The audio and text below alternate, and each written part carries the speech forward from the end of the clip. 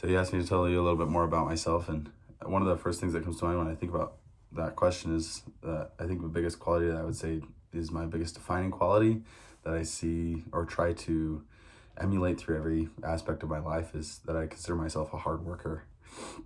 I think one of the biggest stories that kind of signifies that is just this last summer when I was working on a ranch out in DuBois. The ranch had a mare that they had bought at auction that no one had ridden before, and they needed her to be a good horse that could be utilized and worked as a horse that they could throw any new cowboy on, whether they had a lot of riding experience or not.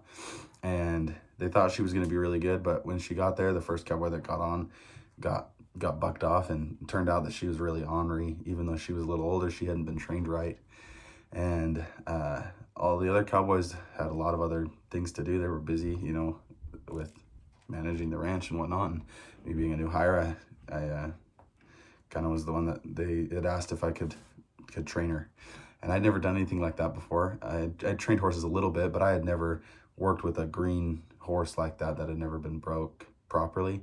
And I got to have that experience over the summer of, staying late several nights, work until the sun was down, just trying to get the fundamentals worked into this horse. And it was really amazing to see how all that hard work through the entire course of the summer paid off, where right at the end of the summer, as we were gathering up all the cows to send them off, the plot to go down south for the winter, I was able to take her out and ride her all day long to work all these cows, and never had a single issue with her through that. And kind of to have that be the final test of the summer, to see how my hard work had paid off with her, that all those days that I stayed late and spent the extra time to put the hours in the saddle, so to speak, with her had yielded a good result in her temperament really being changed and bringing a good product at the end of the day.